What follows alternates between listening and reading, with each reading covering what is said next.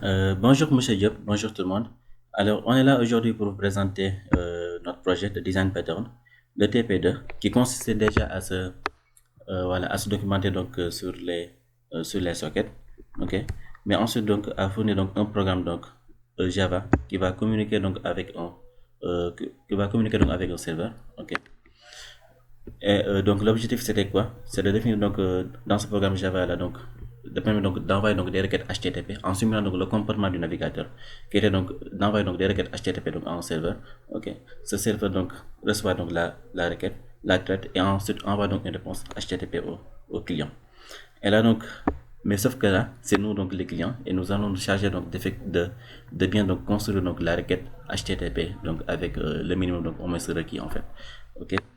Et il faut savoir donc on va utiliser donc les sockets. Certes donc à Java on a la possibilité de pouvoir utiliser des bibliothèques tierces, mais cela ne permet pas en gros d'avoir la main ou bien de comprendre derrière comment donc cela fonctionne réellement en fait la communication entre un client et un serveur.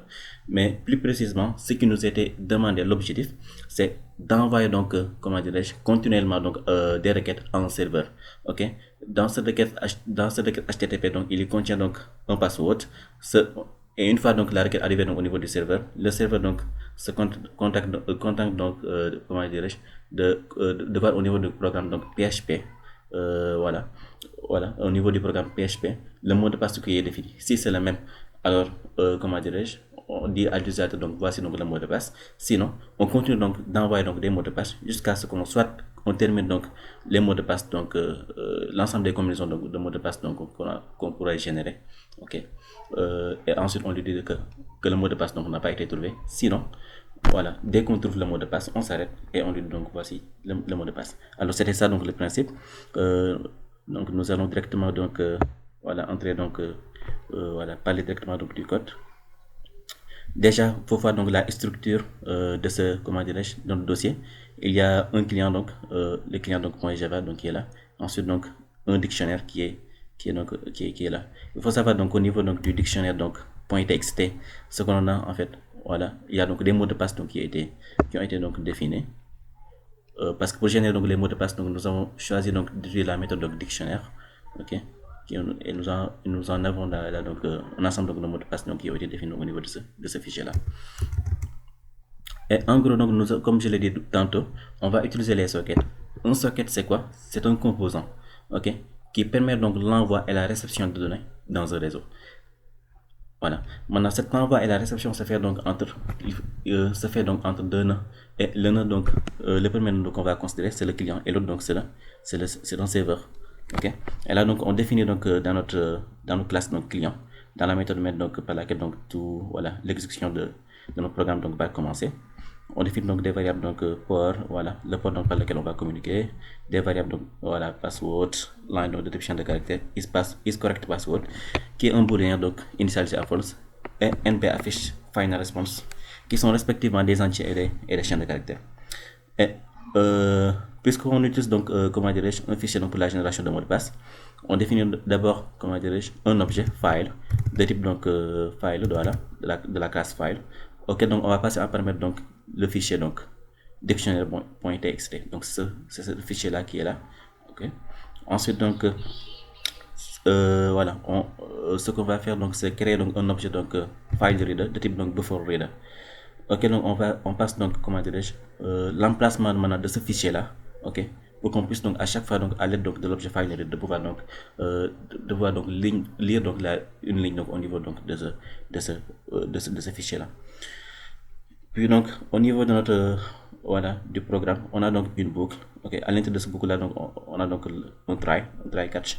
Ok, et voilà donc dans laquelle donc try là ce qui est fait c'est que on effectue donc d'abord une connexion donc vers le serveur. Ok, parce que donc pour pouvoir donc déjà communiquer avec le serveur donc faudrait donc il y ait une connexion entrant du point voilà venant donc du client d'abord.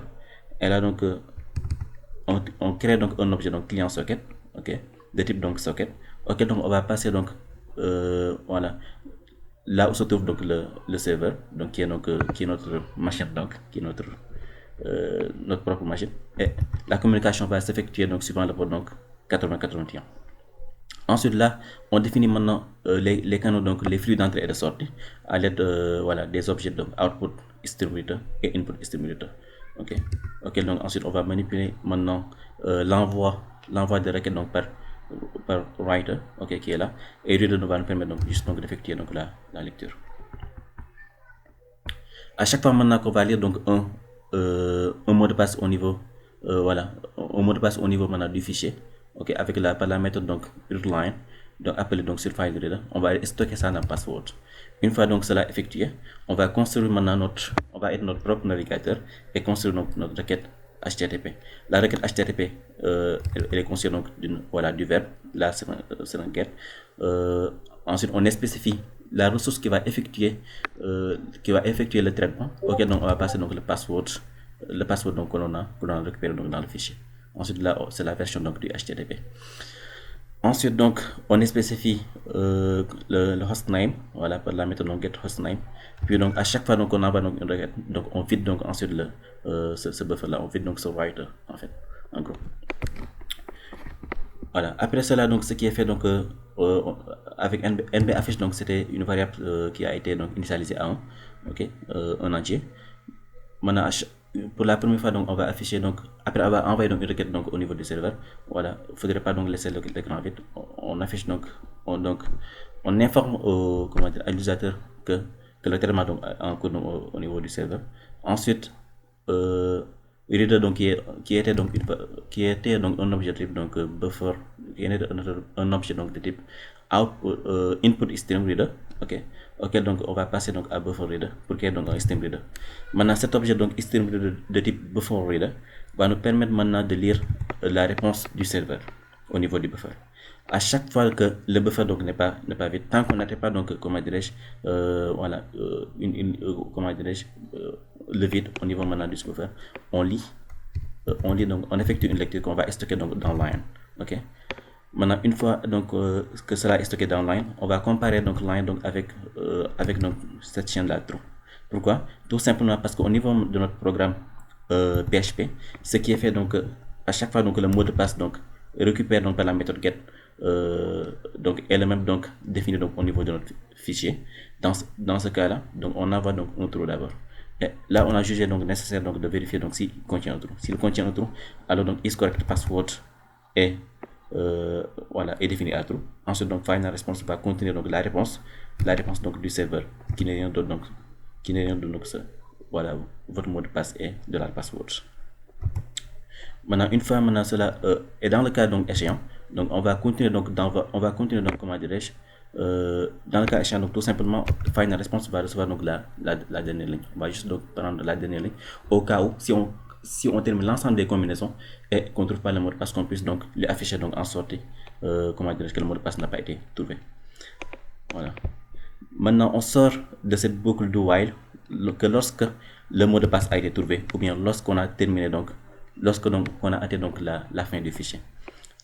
Dans l'un ou l'autre, on va afficher donc final response, ok, qui n'est rien d'autre que cette, qui n'est rien d'autre soit cette ligne là, ou bien soit cette ligne là en fait, ok.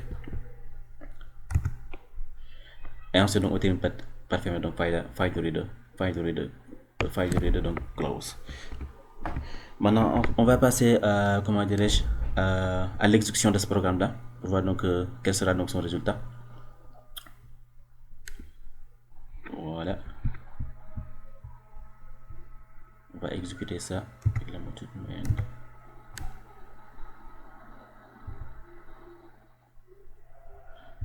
Voilà, nous dit donc que le traitement donc est en cours et qu'on attend donc la réponse du serveur.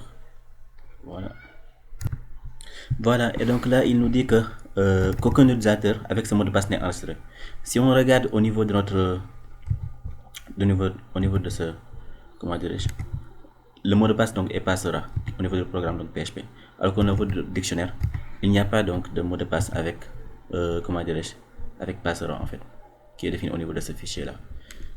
Et forcément donc lorsqu'on va, voilà, on n'en trouve pas du tout. Maintenant on va essayer donc avec un mot de passe qui existe au niveau du comment dirais-je, qui existe au niveau du fichier, comme disons voilà DevOps, voilà. On va définir maintenant cette fois-ci au niveau de ce programme-là.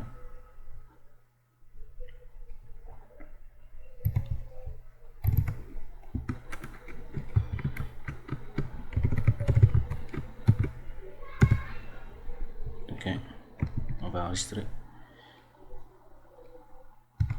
Puis on va exécuter ça encore de nouveau pour voir les résultats.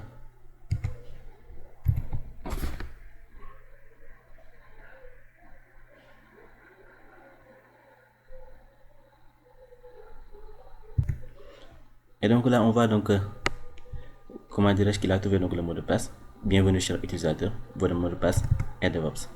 Alors donc c'était tout donc pour aujourd'hui, pour cette présentation-là. J'espère que cela vous a plu.